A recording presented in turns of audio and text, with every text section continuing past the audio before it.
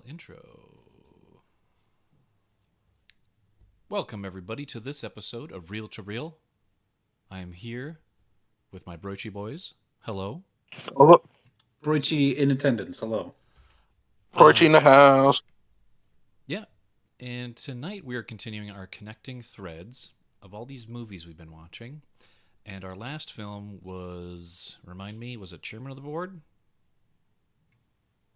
Was that the last one in the series that we did? I think.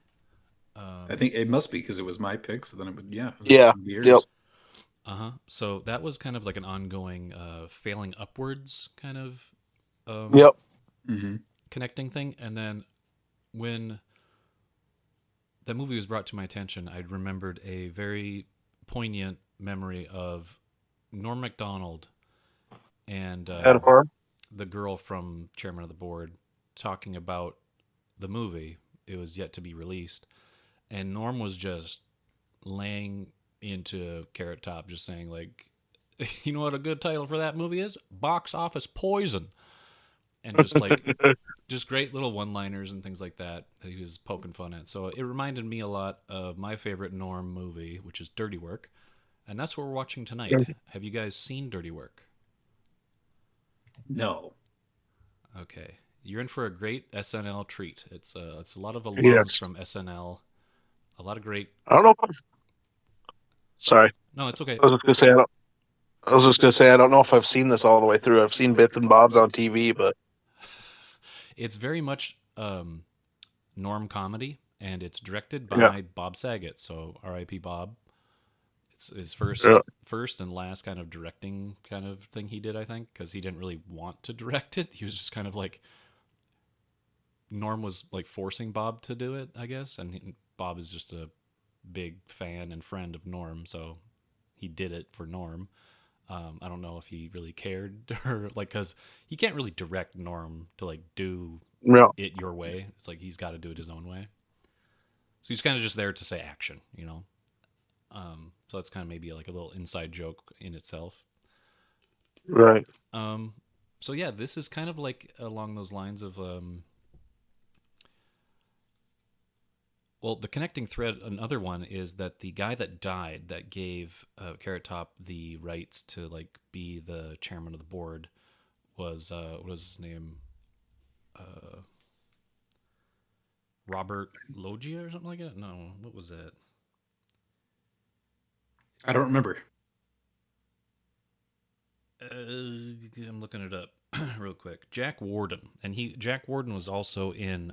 He was the president in Being There. So we have a lot of connecting threads throughout this, and Jack Warden is Artie Lange's dad in this film. So yeah, just strap in for a nice, quirky, funny Norm comedy. If you dig Norm's comedy and his weird senses of humor, you'll love this movie, and you'll see just a lot of other cameos from SNL alums in here. So yeah, it's just a good time. So. Let's jump in. I felt good about myself back then, you know? If somebody messed with me, no problem. I didn't take crap from anybody. Now I'm in my 30s, I can't hold a job, I go out with women I don't even like. And worst of all, I take crap from absolutely everybody. Yeah, well, things could be worse, you know? I could have got my nose bit off by a Saigon whore. What?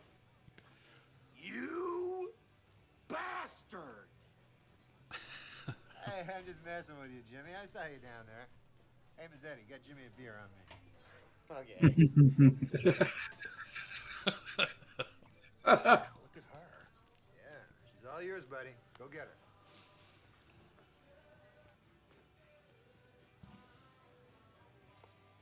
Oh, wow.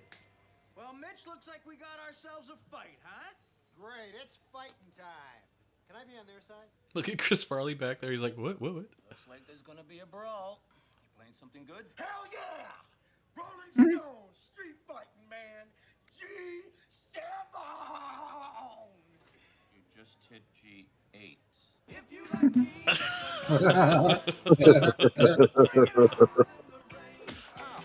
Street fighting, man. Hey, how come you get a pool cue. You fell right into my trap! Jimmy, bite him! Bite him in the nose! Ouch. Note to self. Learn to fight. What if I got a job? Maybe I could pay this guy off in installments? Yes, now you're talking. And I'm going to help you every step of the way. Thanks, buddy. You little What the fuck? Man, that was a hell of a piss. Wanted section? Hang on, I'm looking at the buy and sell ads. Maybe we can. Hang on, Luigi. I'm looking at the buy and sell ads. Hey, movie line coming up. Slap some mustaches on these boys.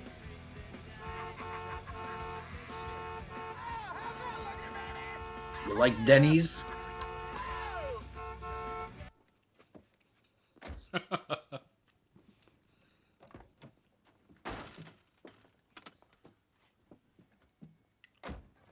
He was supposed to keep driving. You're fired. Hey, Assbite, are you sure this is such a good idea? Hell yeah, it's $50 for eating brownies. They are safe, but there is a chance of some side effects, including mild itching, nausea, chills, hallucinations, and rashes. These are good. These are good.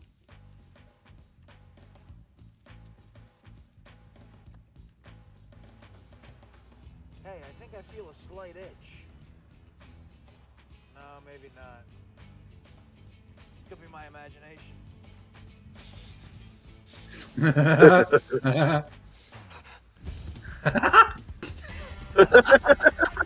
What a Gary Colbert. We eat the pig and then together we burn! Burn! Who's talking about seeing? You belong with me! Burn! How the hell with that job? Who wants to be itchy anyway, huh? For the benefit of the new guys. So there you are, Tubby. Look like a bucket of lard on a bad day. You baby gorilla. Why don't you work a zoo and stop bothering people? Got a call yesterday from Baskin Robbins. They said that they're down to only 5 flavors. You're swelling up as I talk to you. Look at you. How's this? How's it doing?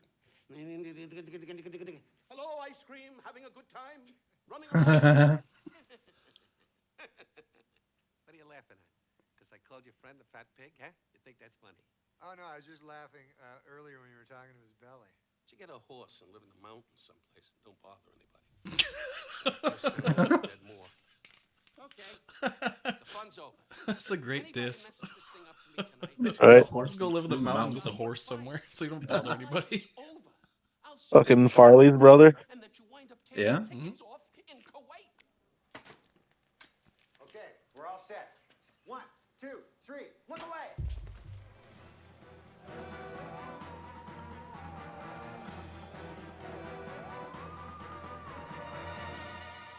Look, an alien. Yeah, we better have sex with each other.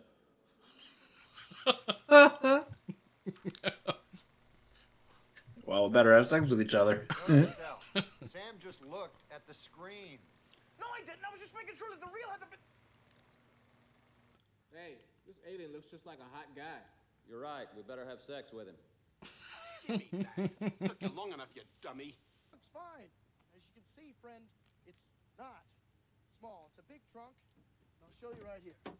Whoa, you got a dead hooker in the trunk. What? No. Yes, it was. It was a dead hooker. That wasn't a dead hooker! Pal, I know a dead hooker when I see one. What's happening?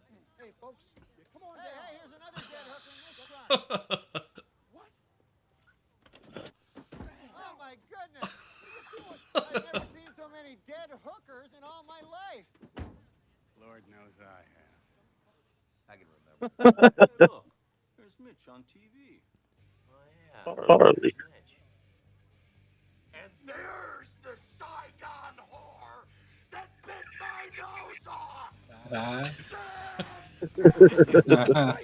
These are luxury automobiles. I got a whole place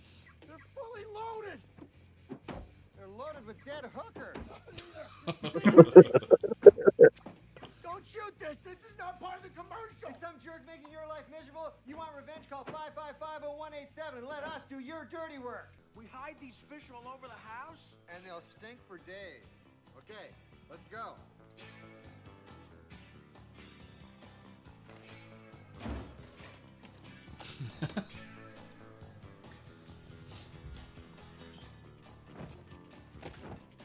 Really mess with them. Go like in the basement and find a big like air vent to put them in. Yeah, that'd be good. In Unscrew the air vent and screw them back on. Nice place you got. Yeah.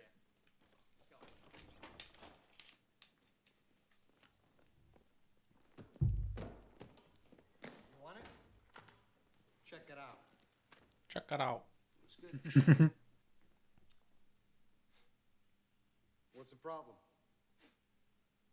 Smells like fish in here. What is that? What was that? Some sort of signal? Huh? Is that a signal? No. You wearing a wire? No, it really does smell like fish in here. You're a damn cop, ain't you? That's it. Show these guys what we do to cops. Say hello to the dust. Behind you! I've been hit! Pablo, kill them! Kill them! Make your guns bark like the devil! Bring in hell, you bastard! No! No, sweet Jesus, he got me! Hark! Over there! Grab it! I'll use it to cut firewood! Me with that chainsaw! He took away my chainsaw, and now he's using it on me! God, is that a hand grenade?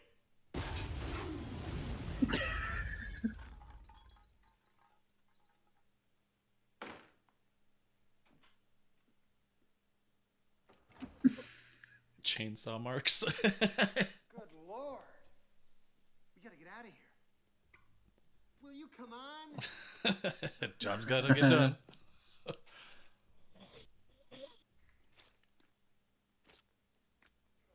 That makes the same sound as his penis. God,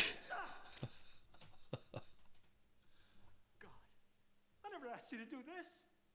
Oh, hey, Ed, listen, we gotta go. You think you can pay us now? The fact that we have to destroy her grandmother's building. But we have to. Yep. We go. Dirty deeds.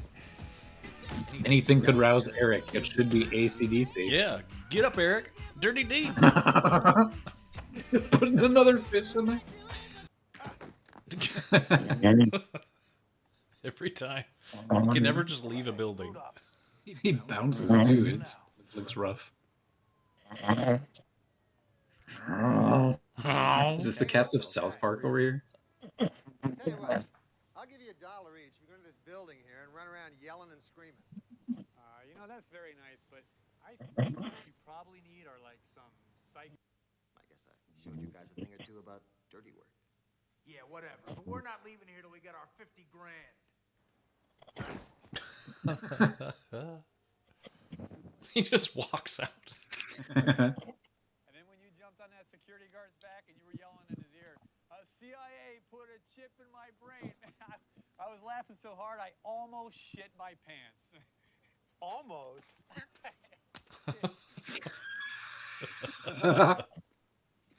Hey, thanks, that was fun. A lot more fun than working for Travis Cole. 225 pounds, the former heavyweight champion of the world, Kenny Norton. And his opponent, Gary Yeah. Bring it.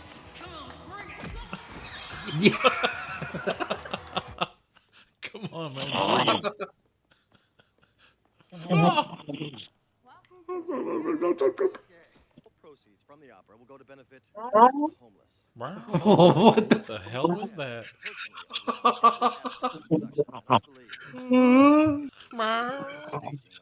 And with half a nose is king.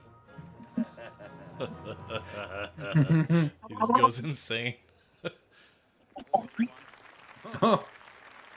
Jimmy Fine What a good fellow. man. Homolka?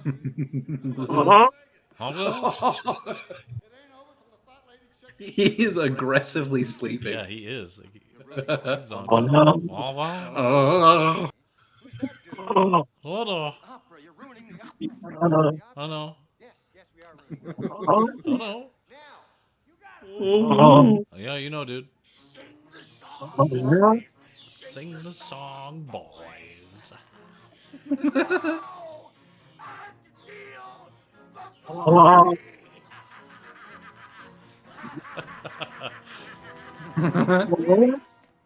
Release the skunks. Okay, I got it. I'm on it. Okay, I got it. Run. Fly away. Run. This? Grow up, doll. Not as good as advertised.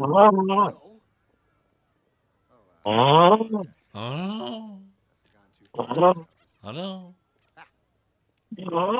Huh? You know? Are you there? Yeah, dude? I bet those reporters Huh? down there would love to get their hands on this stuff, huh? Yeah, you alright? Hello?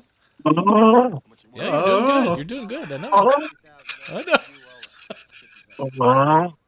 You're brown? Your butthole? It's like he's talking. What the fuck? The butthole? Now, Oh, you don't know? No? I've never heard somebody snore in so many octaves. Yeah, you haven't? Jenkins, listen to me. This is very important. I want you to put a stop payment on a check that I made out to a Dr. Farthing for $50,000. You got that? Hey, Jenkins, are you ready for some crazy rough sex? Absolutely. Good, Jenkins. I'm counting on you. You find spunky? Absolutely. Oh, no.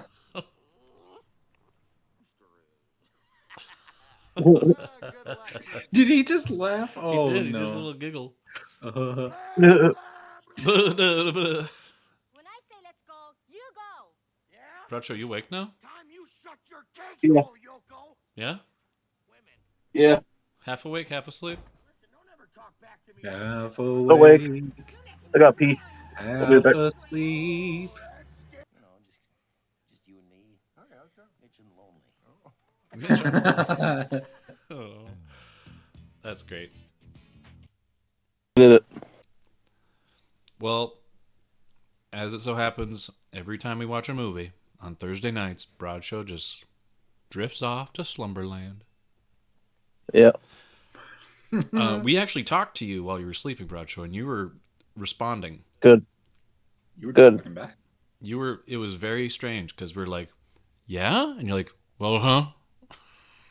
You just say like two right. phrases that were different pitch, like snores. But no snore was the same, so it was like you were responding to us. There were I'm times sure I was, dude. where it was almost like you were yelling your snores. You were like,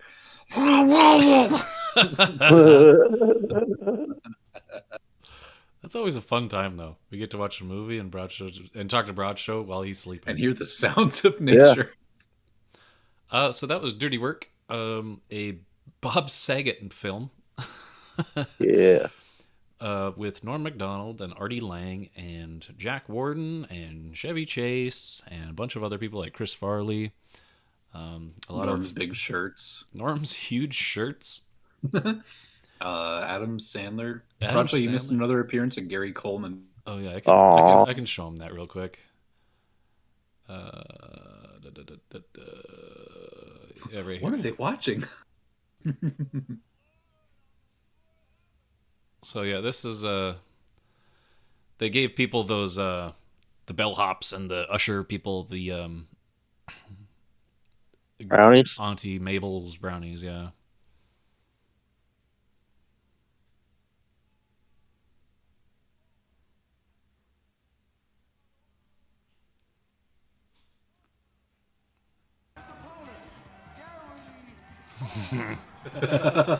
He's so cocky.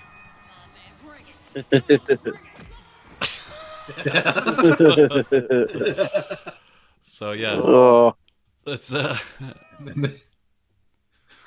just love how everybody's tweaking out and yeah, just the image of like everybody's all these watching. men congregated, facing the same way, twitching and like. Everybody's hallucinating the same thing too. It's crazy. It's like Gary Coleman always shows up. Like, look at him on the sidelines. Like they're like, yes, they're cheering for. But they're still like, they still got the blotches and the. Yeah. Such a weird moment. Like these little bits that have like Gary Coleman and like Adam Sandler as Satan is just hilarious. But yeah, the whole movie is basically a vehicle for Norm's comedy, which is very unique because he has like these weird one-liner things that really don't fit the conversation. Yeah. And he's very like, he doesn't give a crap if he's like seen as a, I don't know, like pompous, because whenever he's talking to the woman in the film, Kathy, he always has like these great moments where she says something and it's like a setup for him to be like, oh, I know, because you think I'm like irresistible or something like that, just so it makes him look better in the situation, even though it's like, it's charming and endearing for her because it's like, oh, this guy's really kind of boasting, but you know, you can tell he's not that, but he's really confident by saying it. Yeah, like outside of the context of Norm's humor, this idea of this woman, whoever she is, having any affection for this character is pretty unbelievable. Yeah.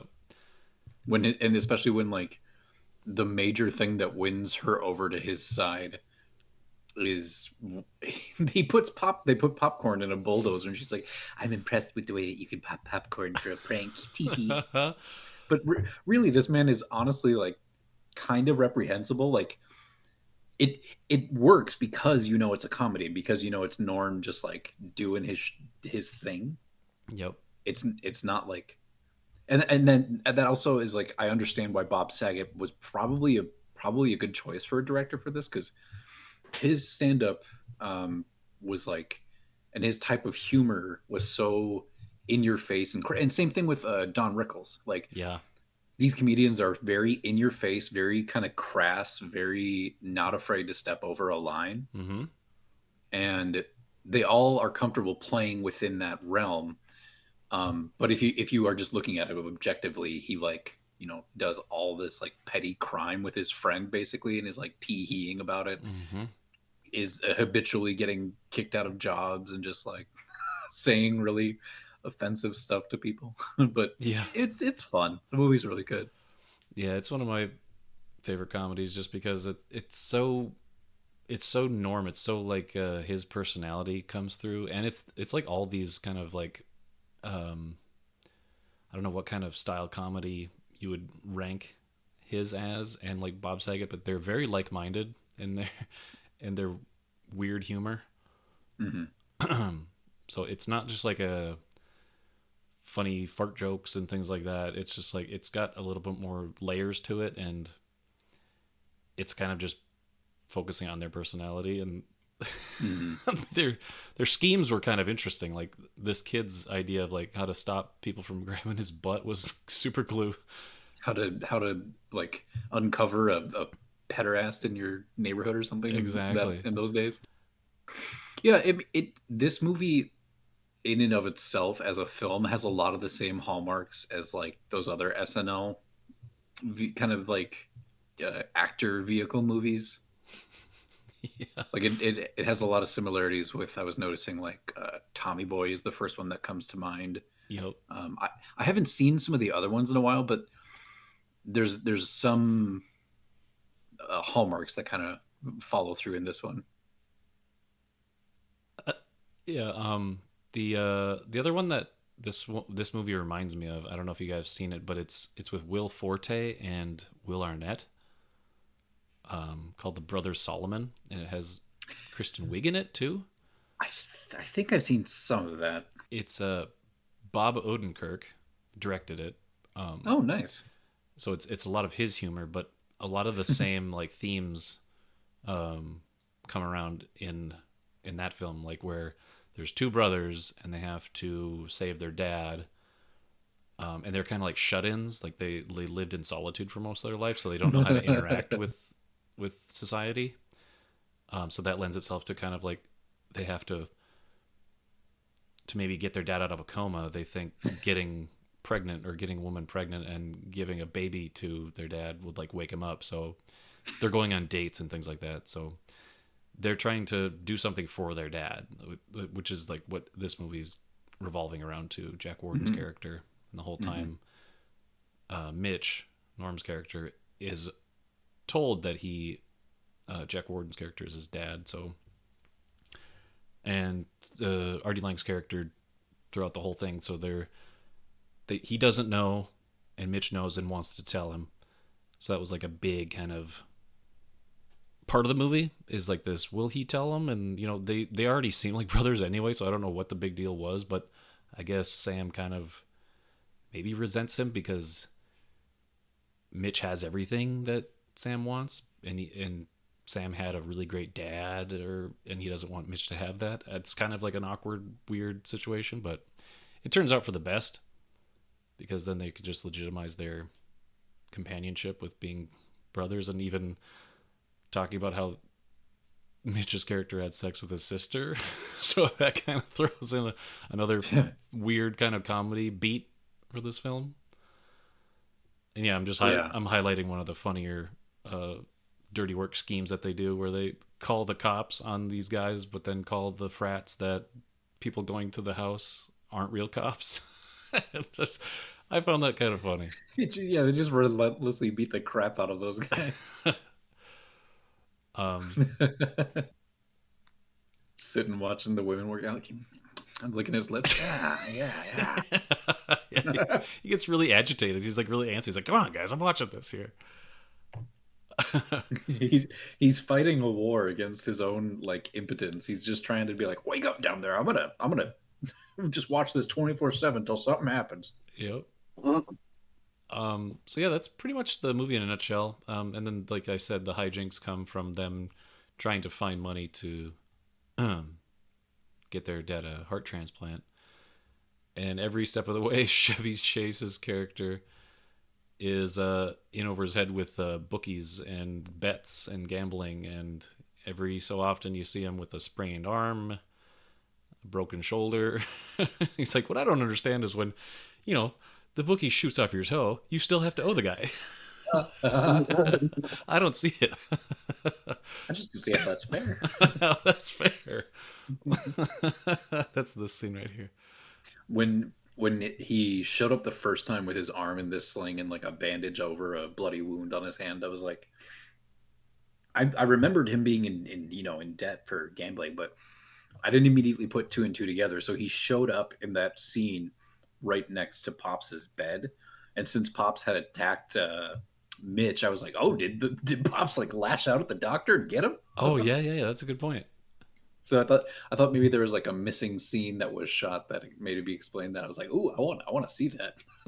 I want to see what Chevy Chase does to set off Pops. Yeah, there are a lot of good bits in here, and I love Chris Farley's character.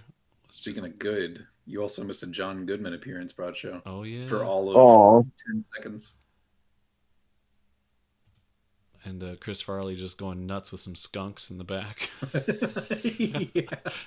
It's really like showcase a lot of like how weird and crazy Chris Farley can get. Like he just went, like, I want to know more about this character because he lives down at the Y.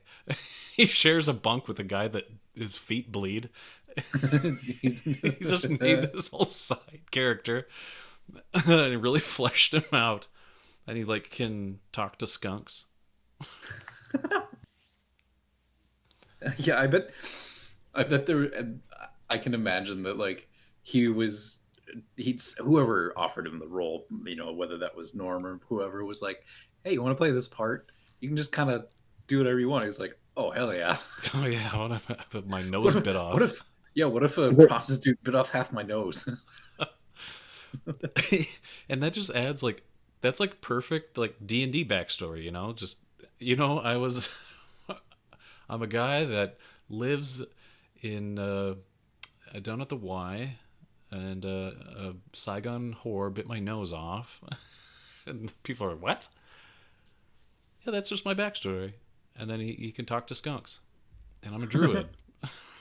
I also thought that we're gonna do something to like confirm that this Cole guy does stuff to his dog, because they kept asserting that through the whole movie, and there is like a weird dynamic. So I thought at the end they would, I don't know, see like they're Sam and Mitch are like looking at a screen, and we're not seeing what they're watching, but we hear audio, and you see their faces like ugh or whatever, Yeah, and that one visual bit that was early on when they did go to that guy's house with the fish, and the guys show up, and they're doing a drug deal, and they're just sitting there after the guy's like, smells like fish in here. He's like, what, is that some kind of signal? Are you a damn cop? Is that a code word, something?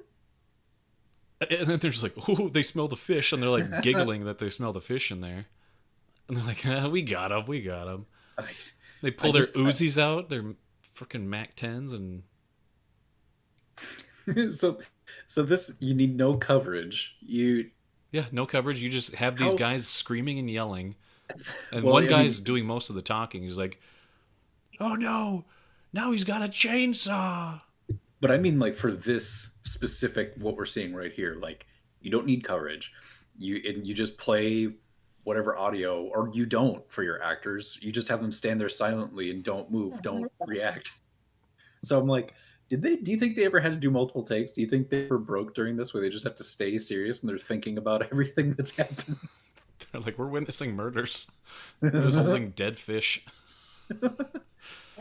Like, that's such a juvenile kind of prank to play on people. It's just like putting fish places to make it smell, and then they actually stepped into a big murder. And they're like, oh no. What? And I mean, part of the humor too is like how they keep the audio of the people killing each other keep stepping up, where they're shooting each other, and then they keep saying stuff like, he took away my chainsaw and now he's using it on me. Really descriptive. And he's like, oh no, now a hand grenade. And that doesn't blow the doors off of those French doors. Yeah. Yeah, I mean, bullets don't go through the wall or anything, or it's a good bit. I enjoy the like only hearing and not seeing. Sometimes when those are really done well, those are good jokes. Yeah, everything you just, because the imagination, you like can tell what's happening because the guy is being super descriptive about like the murder that's happening. And paired with the visuals of these two guys just like taking it all in and having the longest moment of realization. Like that entire time they're just like, oh. Uh-oh. What did we do? Yeah. It started with the fish, now it ends with the flesh. Oh. You singing Return of the Mac? Return of the Mac once again. I didn't know if that was an actual snore, or if he like half was asleep singing that. Oh, singing it. But yeah, if anybody hasn't seen this movie, it's kind of like a I don't know if it was produced by SNL or Lorne Michaels or anything like that. Go to the end. Go to the credits. Let's see. Okay. I bet we can suss.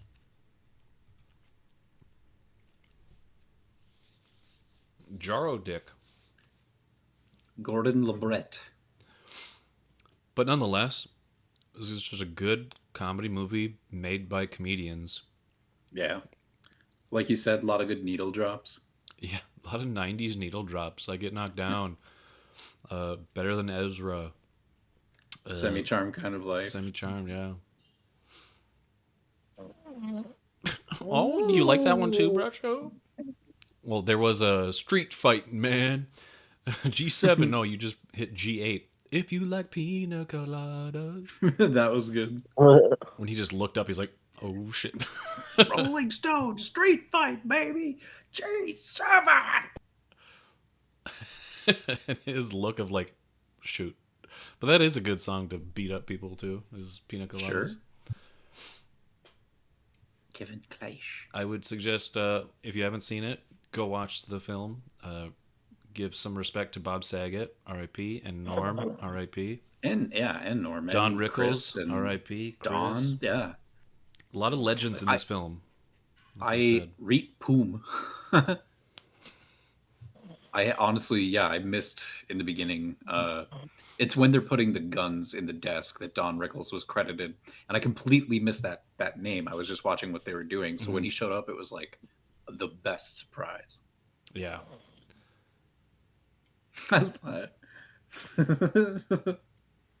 when he's like, "Hey, ice cream, you having a good ride in there?" He's like, what are you laughing at? I'm just laughing. We were talking to his belly. I was laughing just a minute ago and you're talking to his belly. Okay, Bradshaw. Paul Hiscock. I know. So yeah, we're gonna end it there. We're gonna let Bradshaw sleep it off in Slumberland once again. And yeah, we'll be back with his choice maybe. We'll see what he thinks after watching all that, you know. After witnessing the entirety of this movie, we're going to see what comes to his mind about inspiration for another movie to watch based on this viewing of the entire whole movie that he saw. Mm-hmm. With all these people in it, all these comedians, all the whole thing, all the themes, ideas, people, places, chihuahuas, all the broads we saw, all those broads. He's drowning us out. Shut up now. Shut up now. Let's just have Eric speak for himself for a moment, okay? Huh?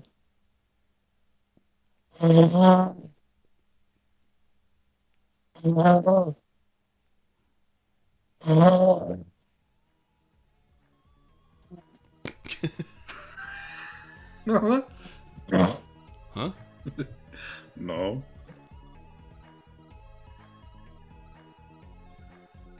It's when he goes quiet that I get worried. It's not he's about the distressed screamish sounds that he makes. It's when he's not making those sounds. He's about to burst because he's going to lose some air and be like, bolting upright like the Bride of Frankenstein in bed. Whisper ones. And sometimes it's like, wait, is he half conscious and actually responding, or like half chuckling or something? We're giving him some. The answer is yes. Oh, there he is. See what I mean? All right, Bradshaw, say goodbye to everybody. Bye, everybody. Say good night. Good night. Night. Good night.